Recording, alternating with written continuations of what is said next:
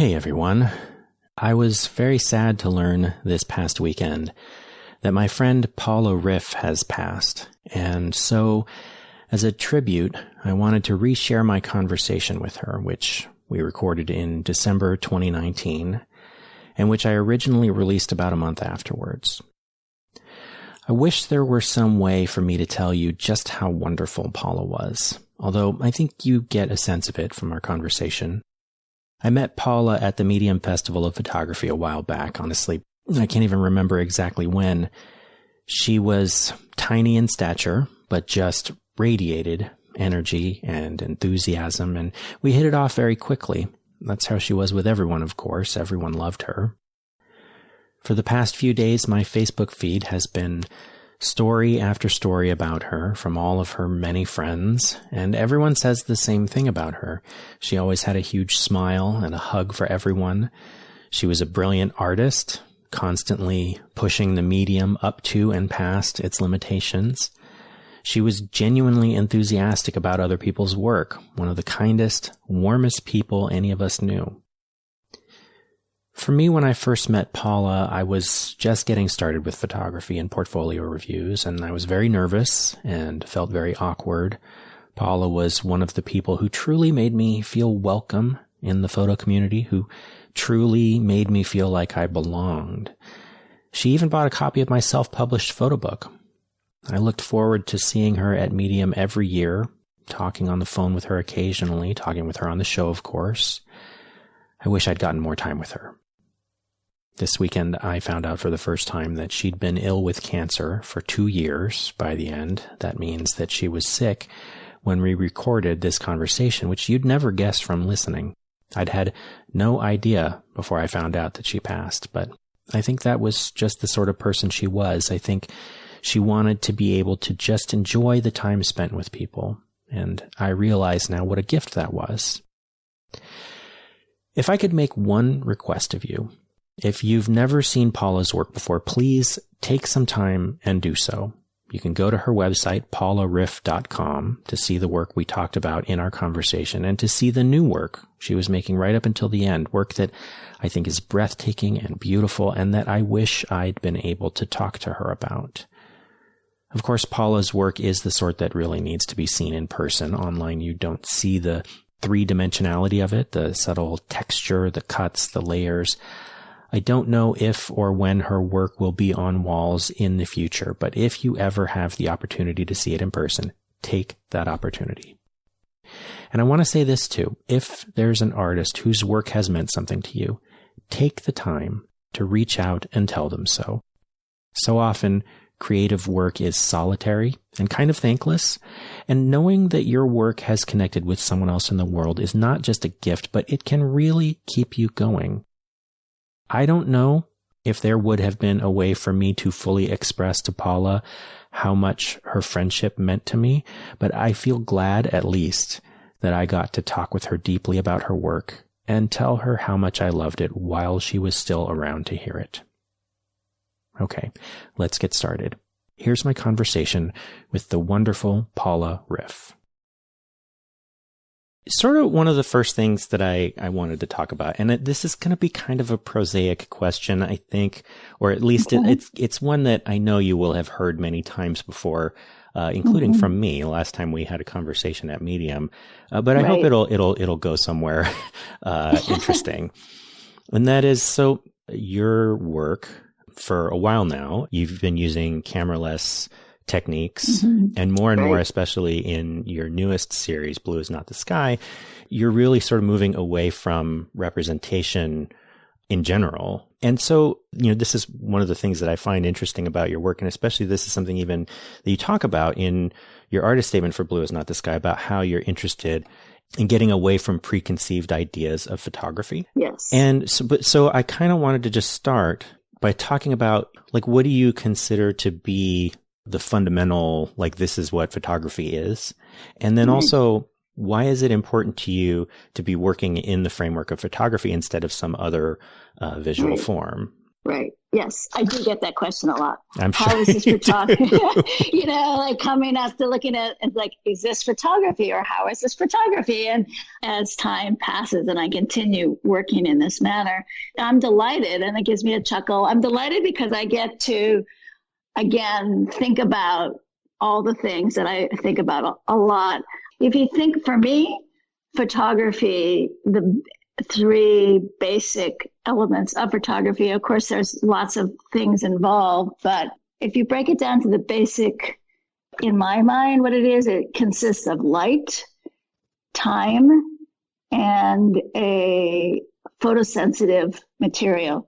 So, for example, if you think about going back to, and I am using historical processes, so the very beginnings of photography or even the beginning of photographs, which is also a big part of my work, or if you think of a camera and a lens, you are looking for light and you're adjusting the aperture, if you will, or opening up the lens or closing of the lens, depending on how much light is there or how much light you want to come in.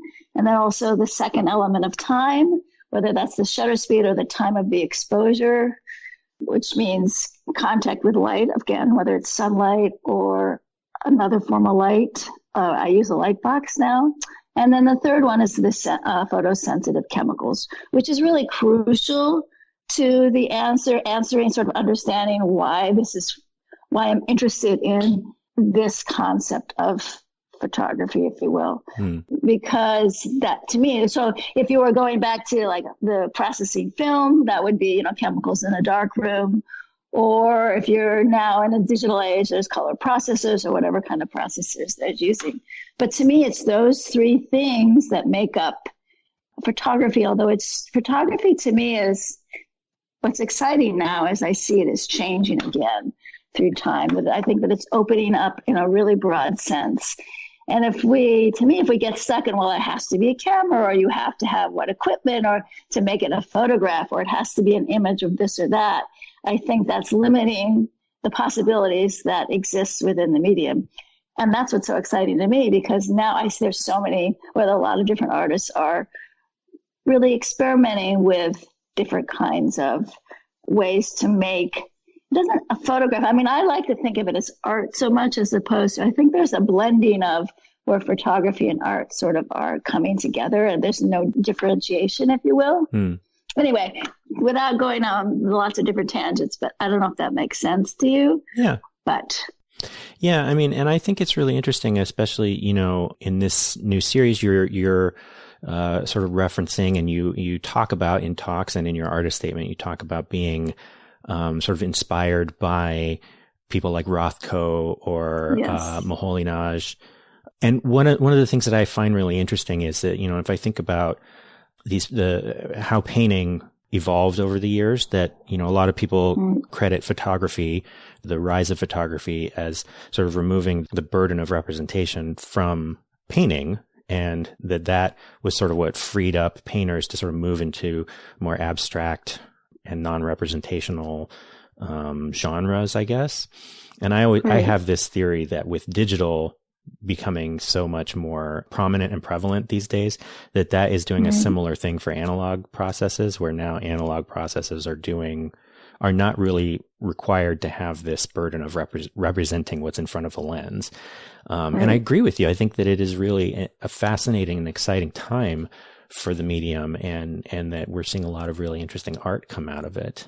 Well, but it's interesting. I mean, there's a lot of things that I could talk about, but like if you go back to part of where you talked about painting, there was the death of painting, and people were questioning. I don't believe that ever was the case, but say, for example, if you go to the period, and I'm influenced by a lot of artists during that period, between the wars, World War I and World War II, and then even after, when a lot of photographers, like Stieglitz, for example, Moholy-Nagy, of course, but he was more, in both camps. But let's just say Stieglitz or so many other photographers who were getting away from representational photography. They wanted to move beyond that and create their own abstract imagery within the photographic medium to say something else. It's not quite the kind of thing that I'm doing, perhaps, but like, for example, taking the camera and turning it upside down, or focusing on the angles of a building as opposed to, who is in the building or who's standing in front of it. So it really goes back historically from In Between the Wars was sort of the beginning of that sort of movement. It's pretty exciting. So now there's another whole tangent of what photography can be. It's really interesting to me.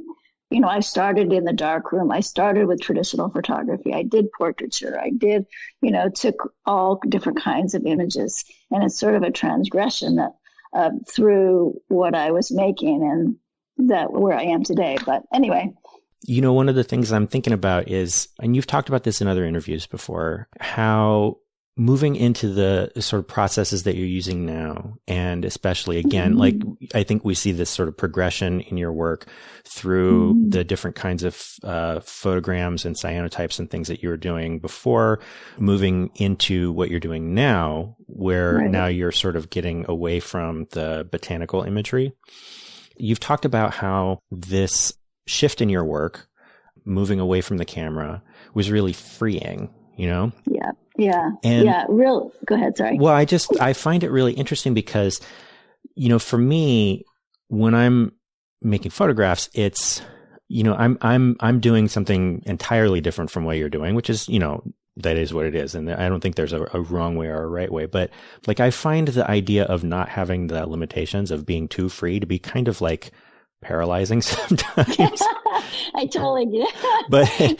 But the thing about this idea of being free, one of the things that I wonder is like, why are you still pulled to the photographic process? Because like you could have a lot of freedom in something like drawing or painting as well, right? Or collage or anything like that. So so what is the pull to still be using photographic processes?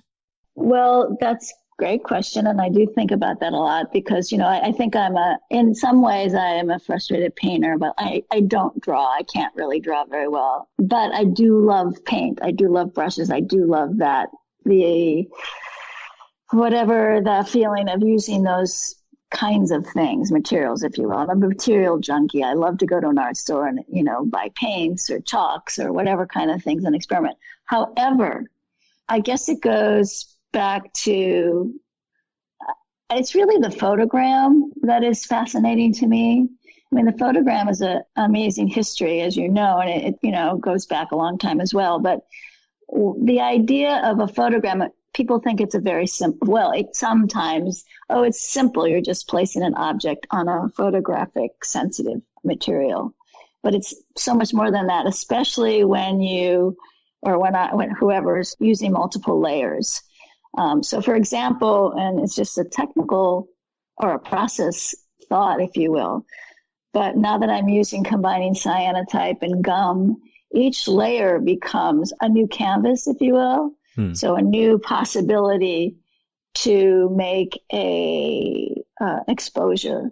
And there's something very magical, I guess, about that, something very unique about having to create the positive and negative space and what you can do with that. I mean, I'm also like, as the traditional sense of doing gum bichromate is using a digital negative and doing layers upon layers, and it's very painterly, but you still have that one image underneath. But I'm like not using a negative in that traditional sense.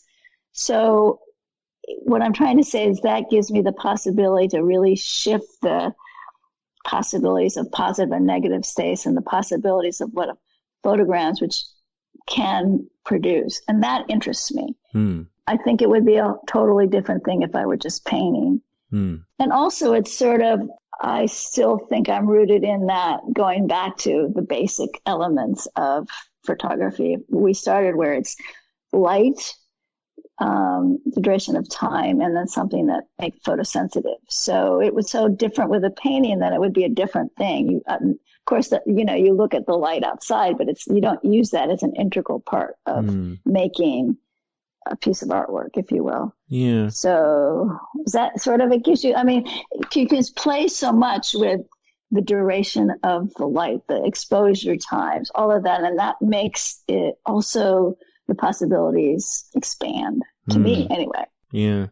I mean, I guess, as I'm thinking about it right now, what I'm sort of thinking about is how, I mean, even within sort of more straight photography, there are usually a lot of different ways that you could arrive at a similar image, whether you're using a digital camera or a film camera or, using film simulations with a digital camera, things like that. I guess what I'm thinking about is how for each artist, the process by which we arrive at the final product is pretty important to what the final product means, if that makes sense. You know what I mean? Yeah, it's true. It's really true. I've never used oil paint in the truth. I don't know what that experience is like. I've been, in the photography world for a long, over 25 years or more. And so sort of to like, well, why not paint? It's sort of, I feel like for me, I don't know. It just is a transgression of my whatever artistic path, whatever that is. I don't know. It's all a bunch of bullshit anyway, but I recommend it. It's really fun. And I totally understand. I used to like have a camera and be so enamored to be behind the lens and what I was seeing and trying to frame that and the composition of that. But when I tried to, and I put down the camera, it was like, oh my God, wait, I could do this, or I could try that. And I don't have to like go, there's so many wonderful other artists doing those kinds of things now, and they're great at it. So it was exciting when I was taking those kinds of images, but now it's just, I don't have to look through a lens. I can, make whatever I want. So that's the freeing part to me, even though it's kind of scary at the same time. Yeah, I don't know. I always find it just like if I don't have a reference point, like I can't. I don't know. Maybe this is just sort of my limitation. I think that it's hard for me to sort of make something out of nothing. But one of the things that I was interested in, I was reading the interview that you did with Michael Kirkhoff, the Catalyst interview. He's awesome. Yeah. And you had talked to him about this idea, which I think you were just sort of talking about now as well, about how as your work has changed, that the way that you think and see are different now. And I found that a really interesting idea because I have certainly found that photography has changed the way I see, like literally the things that I look at with my eyeballs, right? Because a lot of the ways that, when I work with abstraction, a lot of times it has to do with the things that I'm noticing and observing and what my attention goes to now. I think that's really interesting. What I'm interested in, I guess, is, so, thinking about this idea of the artist moving in the world and looking around at the world and how you see the world. Like, for example, one of my early guests, who's also a relative of mine, his name is Brian Ida, and he does these paintings that are, they're very geometrical and they're abstract, but they're definitely still, they're not non-representational, right? Like they're all sort of abstracted landscapes or cityscapes or architecture. One of the things I find really interesting when he works is he'll go out, he'll take a picture, just like a snapshot with like his phone or something, like when he's walking in Palm Springs, say, and then that will become like elements of that house that he's looking at will become part of this abstract thing. But then with your new images, especially, we're moving away from representation entirely. I'm sort of wondering how does the things that you're seeing and the things that you're making, like how those interact, if you're moving away from representation entirely, like how does that affect how you think and see? Right. And then I want to comment about you, because before I spent some time, I listened to your interview with Lou Mitchell and watched which was so fun and so great. That was fun. It was so great. You both are awesome. But then which I hadn't seen, and then I'll get back to, I'm meandering a little bit, but you took that lemon video and I'd never seen it. And I think that was fantastic. To me, that kind of making that little video is so exciting because it was something you hadn't thought of. You didn't have, sure, you used your phone or whatever to make a little video of it, but it was sort of like a very abstract even though it was a lemon, but it didn't really matter what it was. It was sort of about something in the world. And that was so exciting to me. It's like, Mike, yeah, that's a very, to see the world in that way is kind of really fun. And, but anyway, I wanted to applaud you on that for sure. Thank you. It was so great. But getting back to your question, for me, it's a little bit of a combination as well of your what cousin or relative that you just mentioned. I spend a lot of time looking at a lot of different artists, many painters. Right now, I'm really interested in painters, not only from before, like Rothko, of course, I love, of course, and we can talk about that as well. But I also go to the movies a lot, and I get inspiration from looking at things whether it's at a movie or even in my environment, but I don't see it as much like, oh, that's a great shot. Stop. I have to take that.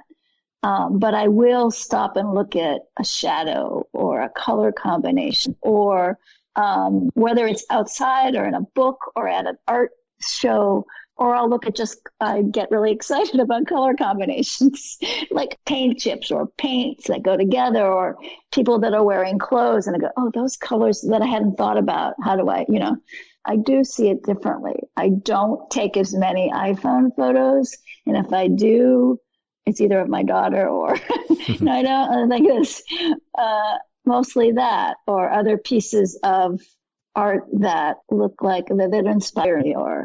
So I don't know if that answers any of that, but it's a whole different way of, one of the series I went to Russia and I took photographs of children and did all of that. And that was fabulous and that was exciting. But I guess maybe I've just already crossed that bridge. Not that I won't, go back to it, but now it's like, oh, I'm so excited by colors or shapes or possibilities of materials. I do see my work as the materiality of it as well as a big interest of mine. Yeah. Anyway. When I was looking through, I was taking the time to look through these images again. And one thing, I got the chance to see them in person at Medium this year, which was great. And definitely there's a lot lost by not seeing them in person, I feel like. But one thing that is added by seeing them online is that I got to see what all the titles are. And yeah. I was thinking about the titles, and I was actually really interested in how you're titling these pieces, because some of the titles that you have are goofy. Well, I wasn't going to say that. I was always going to say some of them are more literal, right? Like you have one that's called In Pink and Green, or you have one that's called Shades of Blue or Blue on Green, which is pretty literally what is in the image. Right. Whereas other ones are a lot more, I wouldn't say whatever the word you just used, but I would say more suggestive. Out of nowhere, basically. Well, the thing is that I'm always interested in how all of the little pieces of a piece of work sort of interact. Right. And it feels to me like when I see some of your pictures that are called On the Rocks or Brooklyn Bridge or Lost in Tokyo or Stepping Out, which that one has an element in it that looks a lot like a house. Oh, that's funny. Interesting. I never thought of that. Well, when I see those titles, right, like I can't help but frame it differently when I read the title than if I'm just looking at the image by itself. And so I was sort of kind of wondering how you think about titling, and how you think about, what that is or isn't doing to the experience of the image, I haven't. Yes. Well, it's a couple of things, and it's a great observation. Thank you.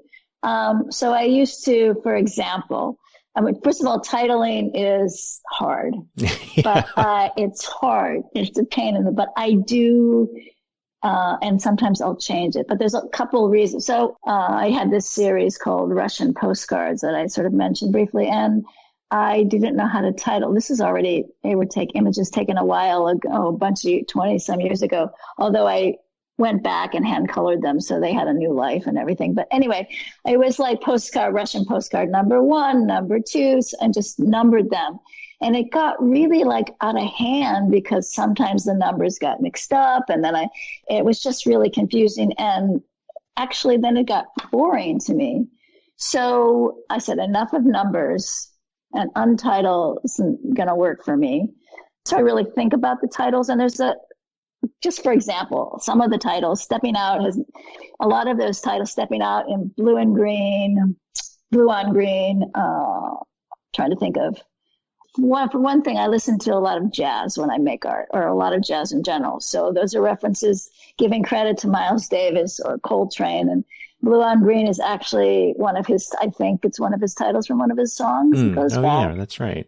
It's from Kind of Blue. Out, or sometimes I'll take an iteration of that. But it has a personal reference to me because I'm listening to those songs.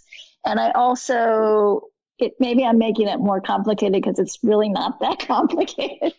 But, jazz, I love to listen to jazz, but also has this improvisational element that is part of even though I plan most everything when I'm making a piece of art or a piece of work, there is a bit of, improvisation that will come into play, if you will.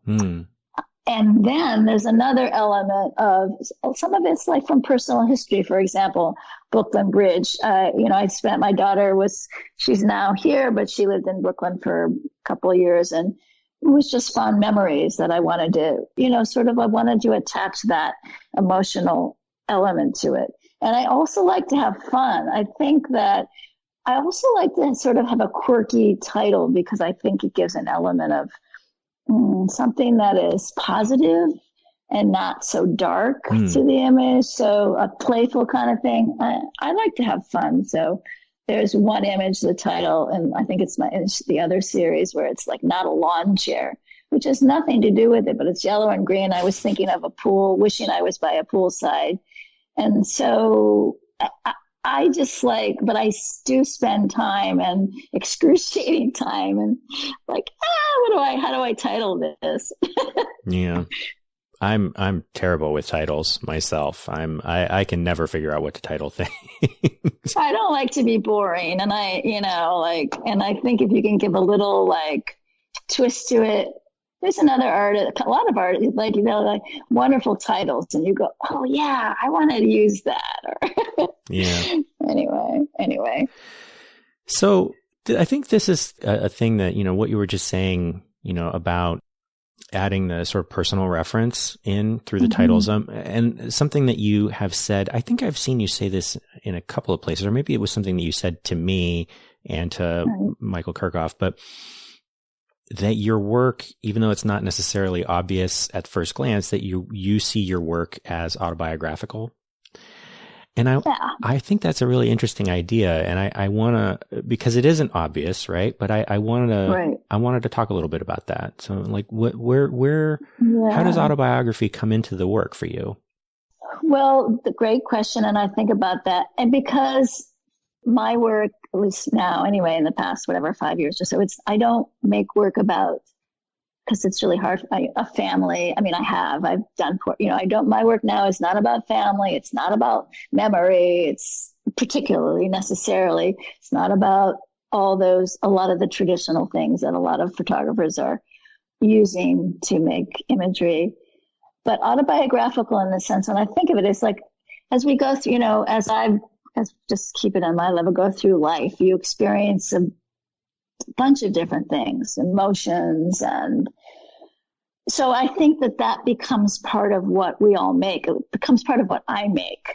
And so to say that these are just things that I grab from the sky, it doesn't work that way for me. It has to do with things that, for example, color combinations or designs that I'm using. There's somewhere along my path, I have experienced that in some other, whether it's looking at a painting or going to a concert and hearing a music riff that, well, no pun intended, but, tune that gave me some kind of emotion. And so I do believe that what I'm making, it comes from something, whether it's present or past, whether it's something that I'm feeling right now or something that a memory from my time that I lived in Japan or time some kind of an emotional state. So I do see it that way. I think most people's work have that element, not always, but I see that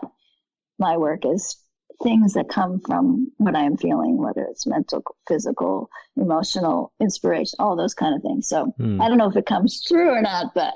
Well, one thing that I was thinking about is, and I want to see how this strikes you, because when I look at these bodies of work that you have, different photogram type of work that you have on your website, you've got several series of these, and like going sort of, I think they sort of going backwards in time.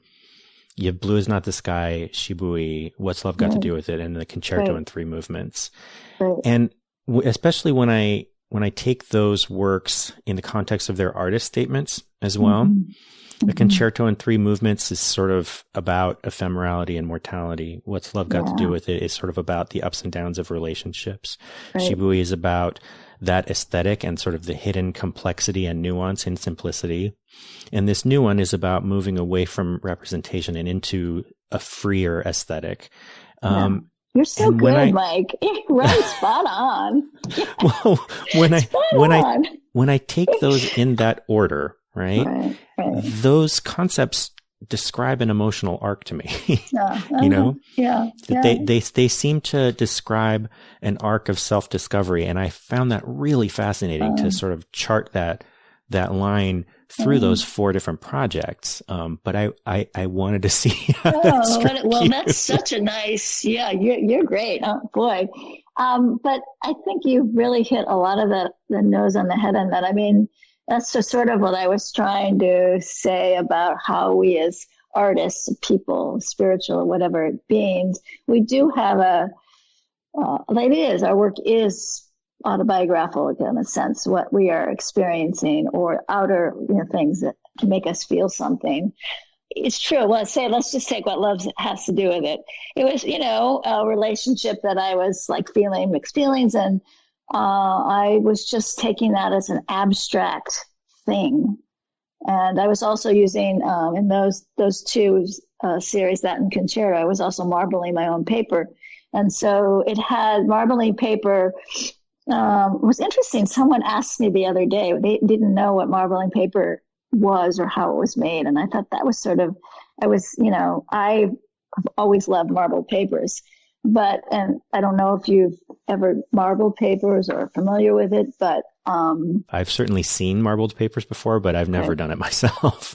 There's 2 schools of it. One is a Japanese, more free flowing one. The other one is a European, where we use different paints and it has much more, you have more control over it. But it floats on, inks on top of the water, and it's a one-time. So it's a very Zen, meditative kind of thing where you don't know what's going to happen. And I sort of saw that as, and What's Love Got to Do with It in particular, sort of relating to a relationship, a love relationship, the ups and downs. And it was just, it was a lot of fun to do. Marbling's a lot of fun.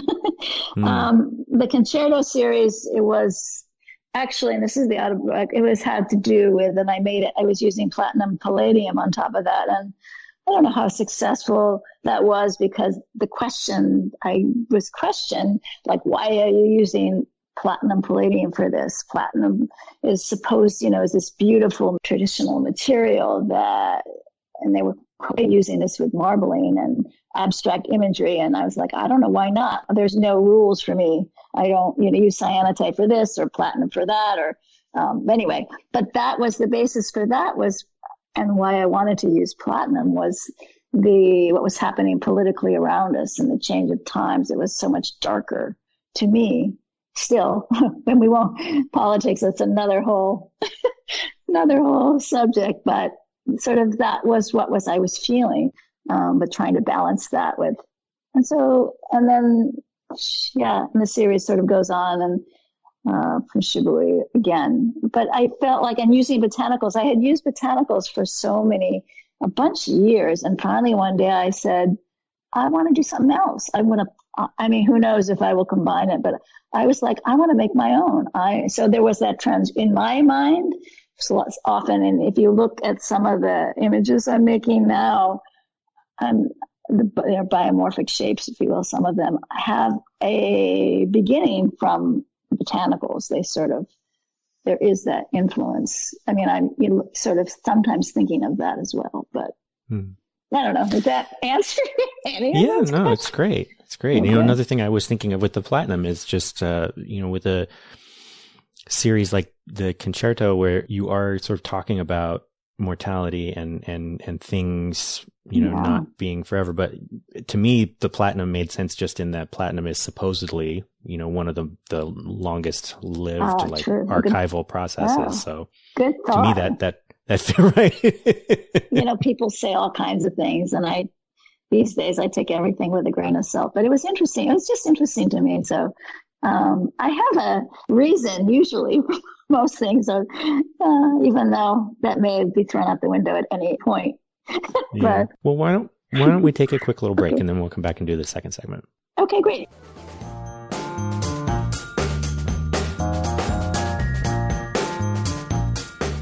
Okay, so for the second segment, I always invite the guest to bring a topic of their own, which could be anything you'd like to talk about, whatever happens to be on your mind. So what would you like to talk about today?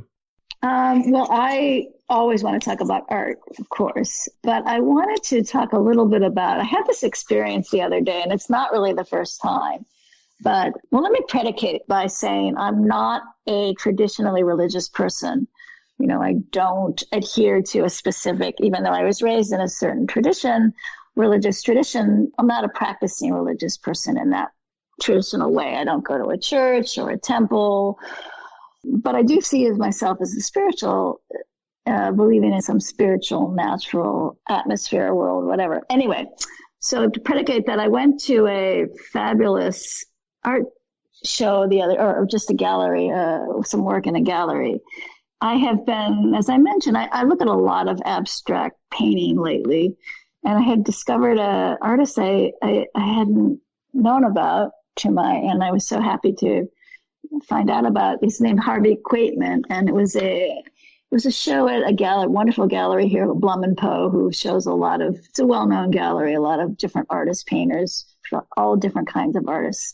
But anyway, it's a beautiful space, and it was in the middle of the afternoon, not an opening, and he painted. He passed away a while ago, but he was very prolific and well-known in the 60s, 70s, and 80s, painted in New York. But they're beautiful, big, huge canvases of different shapes, and they're also very simple and very abstract. And when I walked into this gallery, a beautiful skylight, one person there, maybe not even, I felt like I had this, it was like I was in a church, if you will. And I felt this was like, I just wanted to sit on the floor, be there for a long time and sort of look at the work, which made me think of how fabulous it was to have this kind of opportunity. I mean, I go to a lot of art shows, and museums are fabulous, but it's usually with a bunch of people or crowded. But to have this experience in a gallery was just so special. And I made me think about, galleries now, especially in LA, and also, it's hard to stay afloat and they're closing. And, it really made me sad and wonder and think about the art world as we see the proliferation of exhibits online. And don't get me wrong, I love all of that because there's pluses and minuses to both sides. But I sort of wanted to talk about what's the future of seeing art in spaces like that. Even when I was at Medium, when I show you in October, and I was able to see that fabulous show at San Diego. I don't know if you went to see the Louis Gonzalez Palma show. A beautiful space and beautiful artwork in it. Those kind of things are so special. And if those spaces are closing and we're just seeing things online, it's making me sad. So, yeah. I mean, I think it's interesting.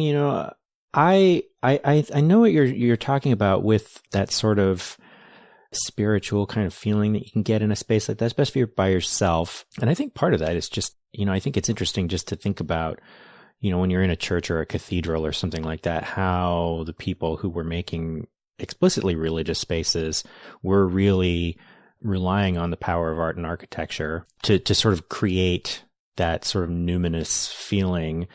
But, some sort of more to the thing that you were just talking about there, I do think a lot about how sort of the intersection of art and capitalism, and how it doesn't really seem to be working out really great.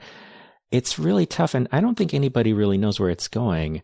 I do think that there's something that is important for many types of work to be seen in person. Yeah. Painting is often one of those, and work like yours, I think, really benefits, and you get a lot more out of it seeing it in person at scale.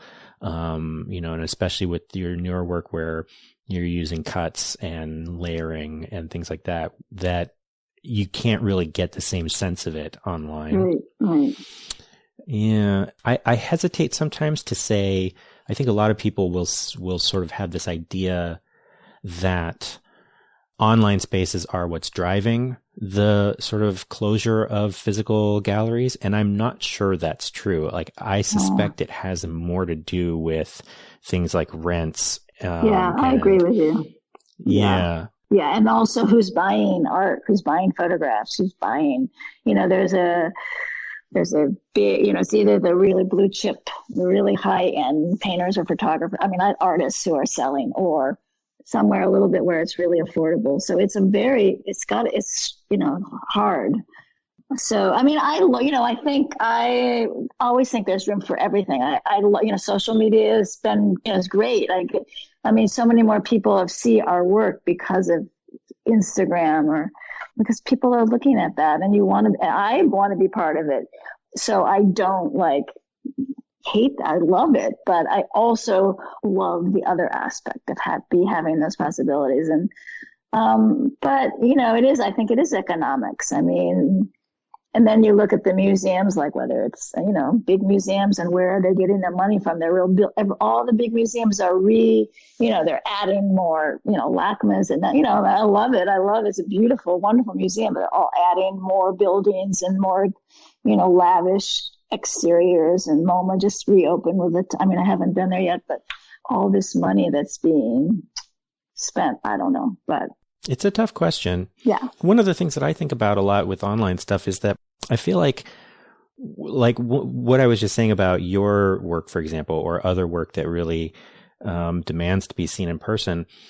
I'm really waiting for when somebody comes up with the idea of something that's natively online. I don't feel like a lot of the visual arts that happen online, or, web galleries, are kind of trying to just sort of replicate what you would do in a book or on the wall.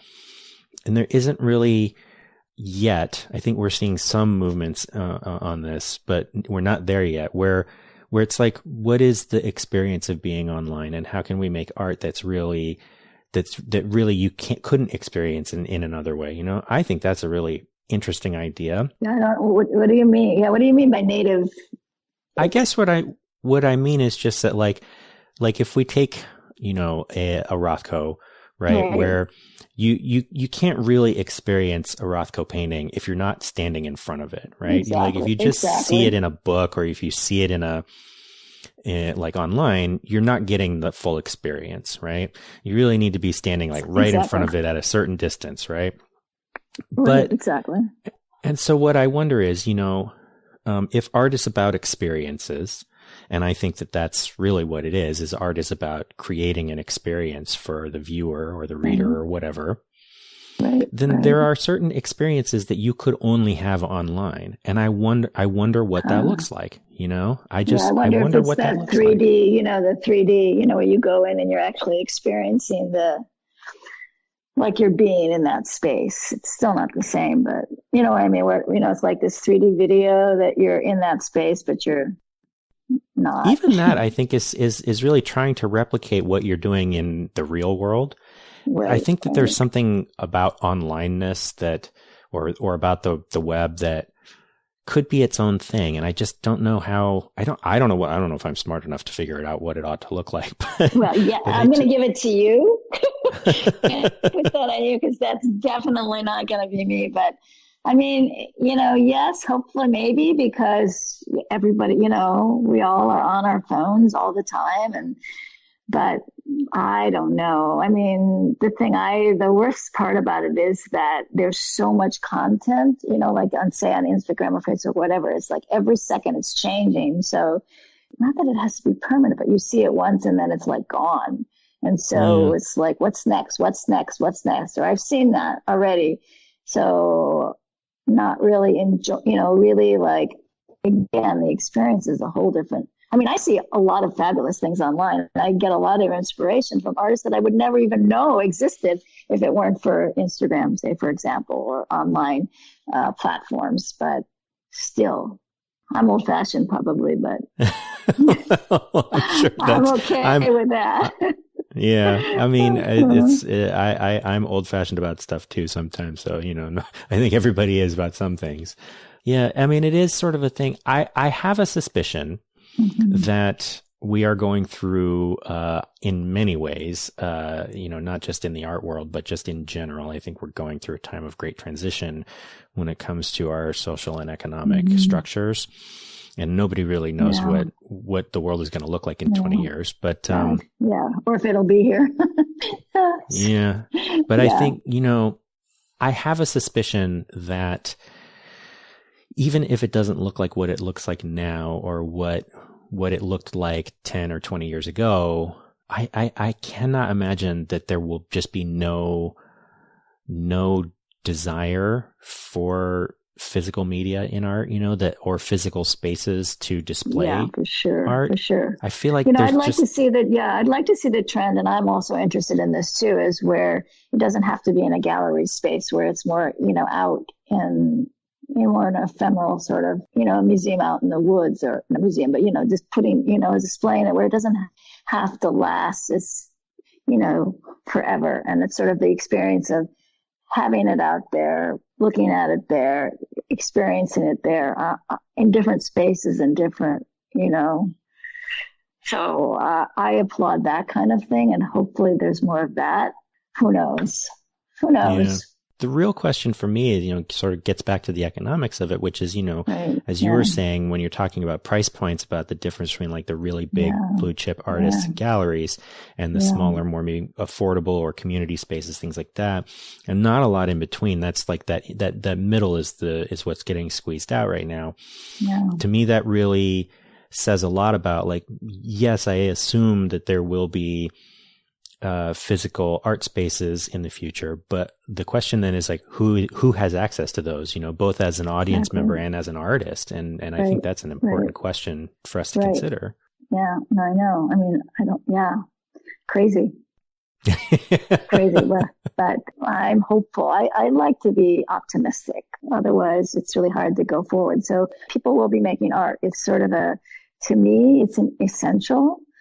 Obviously, it's essential for me, and I think and it can be any art form. It's not painting or photography, or like you're a writer. You're a lot of different things, and I think I know that will continue to exist, in different forms. There's no stopping art. I'm sorry. Yeah. But anyway, I wanted to give one nod, and I mentioned it to you before because I was just listening, because it was so meaningful to me. Something about your project, and I bought that little book, The Sheets. You did the project on the love letter to Sheets and your wife. And I just think, going back to something very different than what I'm doing, but it was such a beautiful, and I think that, again, a very and how art is so personal and inspirational, and can also, to me, it was just, I could not relate to that experience per se, but could really feel that experience of you. And I think that's sort of the essence of art in general, whatever form, whether we're doing something abstract or something representational, where we can really be in that moment with that piece of artwork or that. I love that project of yours. I'm sorry. I'm sorry, not sorry. Thank you very much. Yeah. Thank you. I appreciate that. Yeah. I do think it's one of those things, and it's one of sort of the, maybe the project of this show in general is that, I have this theory that there is something common in the drive to make art. And even if we all do it in a different way and for different reasons, there's something about that expressive impulse that is fundamentally similar no matter what you're doing. And I'm not sure if I can really put my finger on yet, even after 100 odd episodes, conversations. I don't know if I could really define what that is still, but it's what drives me, I think, to continue having the conversations is it's exactly that thing, that I think that there is something really interesting and wonderful about the creative process and about the ways that we can create these experiences for each other through art. So yeah, and likewise, I get a lot of that from your work. I think that there's something very meditative about a lot of your images. So thank you. So I dig it. Mutual. Thank you. I agree with yeah.